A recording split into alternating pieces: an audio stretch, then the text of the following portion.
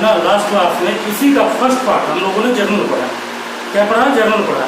तो जर्नल में जो हमने बेसिक जर्नल जो था वो बताने का प्रयास किया और आप समझे भी और हमने समझाने का प्रयास भी किया, लेकिन वो बेसिक जर्नल था। कुछ एडवांस जर्नल का भी आप प्रैक्टिस कर लेंगे, है ना, जिससे कि आगे आपको, है ना, जो चैप्टर्स है उसमें कंफ्यूजन बहुत कम रहेगा।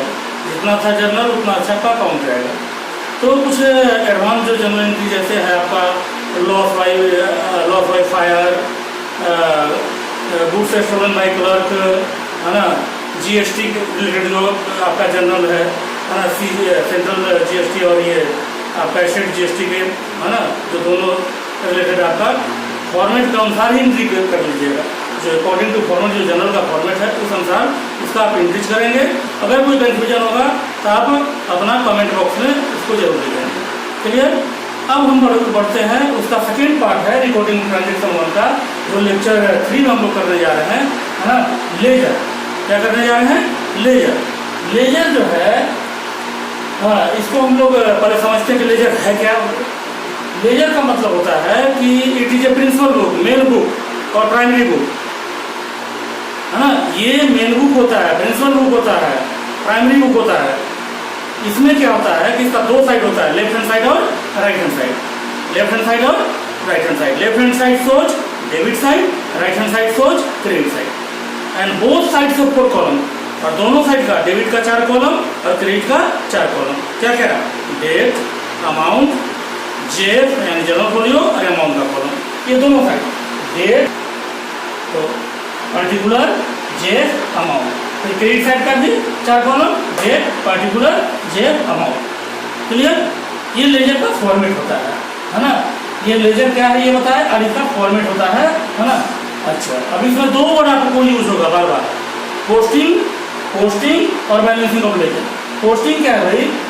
लेजर तभी बनेगा जब जर्नल बनाओगे। पहले जर्नल बनाने के बाद ही लेजर बना पाओगे आप, डायरेक्ट लेजर नहीं बनता है। क्लियर? तो पोस्टिंग जो वर्ड है उसका मीनिंग क्या होता है, यूज होता है, चूंकि इसमें कॉन्सेप्ट आपको जानना होगा। तो the process of transferring entries from journal to ledger is known as posting. Journal का एंट्री को जब आप लेजर में ट्रांसफर करते हो, जर्नल का एंट्री को जब आप लेजर में ट्रांसफर करते हो तो उसको क्या कहा जाता है ना, पोस्टिंग, है ना। उसके बाद चूंकि लेजर में आपने पोस्ट कर दिया जर्नल को, लेकिन देखिए ये दोनों साइड आप करोगे, जो लॉग जर्नल का एंट्री ये पोस्टिंग कहलाएगा, लेकिन इसका दोनों साइड अमाउंट का बराबर नहीं होता है। अमाउंट इक्वल नहीं होता है 90% केस में, उसको इक्वल करना होता है। उसी के लिए नाम दिया गया एक टॉपिक इसमें, balancing of ledger. Balancing of ledger, balancing of ledger का मतलब होता है the process of equalising both sides of ledger is known है ना, बैलेंसिंग ऑफ लेजर। यानी कहने का मतलब कि ये दोनों अमाउंट का कॉलम जो इक्वल करने का प्रोसेस होता है, बराबर करने का प्रोसेस होता है, उसको बैलेंसिंग ऑफ लेजर करते हैं। जिसको कि हम लोग, है ना, नेक्स्ट स्लाइड में, है ना, हम कोशिश करते हैं कि जनरल जो दिया हुआ है ना, उसको सॉल्व करके, है ना, और बताने का आपको प्रयास करते हैं। डिफिनेशन हमने समझा पोस्टिंग और बैलेंसिंग ऑफ लेजर के बारे में, लेकिन जर्नल से आप लेजर कैसे तैयार करेंगे, पोस्टिंग कैसे करेंगे, जो आपने डिफिनेशन समझा, और बैलेंस कैसे करेंगे, वो आपको बताने का, है ना, हम प्रयास करते हैं, है ना। अब देखिए जैसे जर्नल दिया हुआ है ना, बिजनेस से स्टार्ट किए तो क्या लिखा हुआ होगा वहाँ पे, cash account, DR to capital account. Sale किए होंगे goods, cash account, DR to sale account. Purchase किए होंगे तो purchase account, DR to cash account. Salary paid किए होंगे, है ना, तो salary account to cash account. क्यों ये बताया? क्योंकि इसी का हमने यहाँ पे पोस्टिंग और बैलेंसिंग किया है, इसलिए इसको इस एंट्री को आपको हमने बताया। अब जैसे मान लीजिए वहाँ पे कैश टू कैपिटल है, तो लेजर में आप हेडिंग दोगे, नेम ऑफ अकाउंट नहीं है, कैश अकाउंट हेडिंग दोगे। कैपिटल बनाओगे तो कैपिटल अकाउंट हेडिंग दोगे। सेल्स अकाउंट बनाओगे तो हेडिंग सेल्स अकाउंट दोगे। परचेज अकाउंट बनाओगे तो हेडिंग क्या दोगे? परचेज अकाउंट दोगे। अगर सैलरी अकाउंट बनाओगे तो हेडिंग क्या दोगे?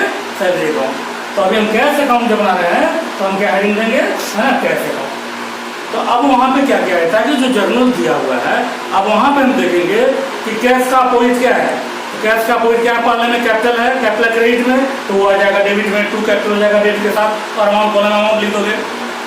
अब क्या है भाई, परचेज था, purchase account to cash account, तो कैश का अपोजिट क्या है, परचेज डेबिट में है, वो क्रेडिट में चला जाएगा, और क्रेडिट में जो भी अकाउंट जाएगा उसके पहले भाई लगा दोगे, है है ना, डेट के साथ डेट दे दोगे, जर्नल में जो डेट दिया हुआ है, और बाई लगा दोगे क्रेडिट में जो लिखा होगा, by purchase account 40,000।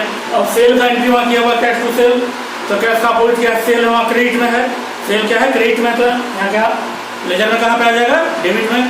To sales है ना, अमाउंट के साथ अपना दिखा दोगे। सैलरी पेड था, salary account to cash account, तो कैश का अकाउंट सैलरी है डेबिट में, किधर आ जाएगा क्रेडिट में, बाई लगा दोगे, बाई सैलरी। ये तो ये जो यहाँ तक का प्रोसेस है, सीडी से पहले, बीडी से पहले, सीडी से पहले का जो आपका है, इसको पोस्टिंग बोलते हो। और अब यहाँ पे बैलेंस करने जा रहे हैं, ये इस पार्ट को बताने जा रहे हैं। बैलेंस मतलब कि दोनों साइड को इक्वल करना, दोनों साइड को इक्वल करना, बराबर करना। अब देखो डेबिट में जब आप ऐड करोगे तो 5,70,000 आएगा, सीडी छोड़ो, इधर का टोटल कितना है 70,000। अब बताओ किधर बड़ा है, बड़ा है डेबिट साइड में 5,70,000, इधर है 70,000, माइनस करो तो 5,70,000 से 70,000 चला जाएगा, कितना आएगा 5 लाख आएगा। तो बैलेंस जो होगा महीने के लास्ट में, जनवरी का लास्ट क्या होता है ना, जनवरी 31, बाई बैलेंस शीट जितना अमाउंट शॉर्ट कर रहा है वो अमाउंट यहाँ लिख दोगे 5 लाख। अब टोटल मिला दो 570 दोनों साइड हो गया, और जिधर सीडी है उसके अपोजिट साइड में पीडी चला जाता है। कब, नेक्स्ट मंथ का फर्स्ट डे, यानी फरवरी 1 को टू बैलेंस ये सीडी बन जाएगा बीडी, टू बैलेंस बीडी। अब सीडी का मतलब क्या होता है, आपको लोगे कैरी डाउन है ना, मैंने कैरी किया गया, ब्राउट डाउन में लाया गया, किसी चीज़ को लाया गया नेक्स्ट मंथ का पहला दिन, है ना। तो ये होता है बैलेंसिंग ऑफ लेजर। इसी तरह से अब जैसे मान लो कि कैपिटल अकाउंट आएगा, तो कैपिटल अकाउंट का बनाओगे, हेडिंग दोगे यहाँ कैपिटल अकाउंट। अब देखोगे जनरल एंट्री में कहाँ कहाँ कैपिटल है, तो पहले वाले में केवल कैपिटल मिलेगा तुमको, कैश टू कैपिटल याद करो। तो कैपिटल का अपोजिट क्या है, कैश, तो क्या हो जाएगा बाई कैश कैपिटल अकाउंट में। उसी तरह से सबका जो अकाउंट बनाओगे उसका अपोजिट देखोगे जनरल में। अगर यहाँ कैपिटल बनाओगे तो कैपिटल अकाउंट का अपोजिट देखोगे जनरल में। अगर सेल बनाओगे तो सेल का अपोजिट देखोगे, परचेज बनाओगे तो परचेज का अपोजिट देखोगे, अगर सैलरी बनाओगे तो सैलरी का अपोजिट देखोगे, और अपना पोस्टिंग करके और बैलेंसिंग करोगे। तो ये केवल कहने से नहीं, ये आपको ऐसा नहीं है कि हमको भी लगता है कि ये बताने के बाद आपको बहुत खुली नहीं समझे होंगे, पूरी तरह से नहीं समझेंगे। क्यों, क्योंकि उसको प्रैक्टिस करना पड़ेगा। जब तक आप लेजर 4 से 5 जनरल का लेजर नहीं बनाएंगे तब तक आपका क्लियर नहीं होगा। क्लियर। अब क्या है कि हम इसको है ना, इस स्लाइड को यहीं पे क्या करते हैं, एंड करते हैं। बाकी कोई अगर डाउट होगा तो एक जनरल और लेजर सॉल्व किया हुआ हम है ना यहाँ पे आपको शो कर रहे हैं, है ना। अगर कोई डाउट होगा तो आप अपना कमेंट बॉक्स में देंगे। Clear.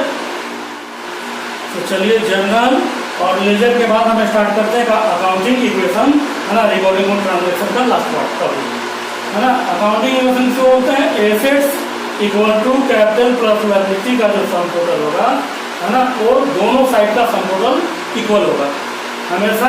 Assets equal to capital plus liability, है ना। ये आप एक टॉपिक पढ़ोगे, सेकंड बुक होगा आपका 11th में, है ना, स्टेटमेंट ऑफ पीएल अकाउंट बनाना होगा, फाइनल अकाउंट, है ना। वहाँ पे भी बैलेंस शीट में ये यूज होगा, मतलब जो एसेट्स साइड का जो टोटल होगा वो कैपिटल और लायबिलिटी के टोटल के बराबर होगा। अब जनरल जैसे ट्रांजेक्शन दिया जाता है उसी से आप लेजर बनाते हो, उसी से आपका इक्वेशन ही बनता है। तो हमने प्रयास किया कि जो लेजर में जो हमने जनरल यूज किया है उसी को यहाँ पे समझाने का प्रयास किया है ना। और याद रखना कि ब्रैकेट में अगर कोई आइटम हो, अगर डिजिट अगर कोई अकाउंट में ब्रैकेट हो, उसका मतलब माइनस होता है, याद रखना रखेंगे। तो जैसे वहाँ पे हमने बिजनेस स्टार्ट किया 5 लाख के साथ, है ना, तो यहाँ क्या बढ़ा, कैश बढ़ा, इधर कैपिटल बढ़ जाएगा। टोटल करोगे दोनों साइड इक्वल होगा, देख लो। उसके बाद इसमें हमने सेल किया 70,000 का कैश सेल, तो कैश आया, कैश में क्या किया प्लस के 70,000, और गुड्स से माइनस के क्यों, गुड्स चला गया बेचे होगे तो इधर क्या होगा, आपका कोई इफेक्ट नहीं पड़ेगा, टोटल करोगे बराबर आएगा। उसके बाद क्या होगा कि आपने परचेज किया है उसमें 40,000 का हमने, तो परचेज करोगे तो क्या होगा, है ना, गुड्स आएगा, गुड्स में प्लस किए हो, कैश में माइनस किए हो, है ना। और बाकी कहीं कोई इफेक्ट पड़ेगा नहीं, है ना। फिर टोटल जब करोगे इक्वेशन का तो इक्वल दोनों साइड आएगा। उसके बाद आपने सैलरी पेड किया 30,000 का, तो सैलरी एक्सपेंस क्या करता है, कैश माइनस करेगा और कैपिटल माइनस करेगा। इक्वेशन जब आप टोटल करने जाओगे तो दोनों साइड टोटल क्या होगा, इक्वल आएगा। लास्ट में जब फाइनल इक्वेशन निकालोगे तो 4,70,000 और 4,70,000 इधर आएगा। इसी तरह से, है ना, एक एग्जाम्पल हमने दे करके समझाने का प्रयास किया है, उसको आप समझेंगे, प्रैक्टिस करेंगे।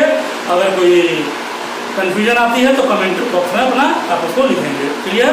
इसी के साथ हम इस टॉपिक को, है ना, यहाँ पे एंड करते हैं, है ना। और ये आप अपना ध्यान रखिएगा, सुरक्षित रहिएगा, और ये लाइक करना, शेयर करना और सब्सक्राइब करना नहीं भूलिएगा। इसी के साथ बाय बाय।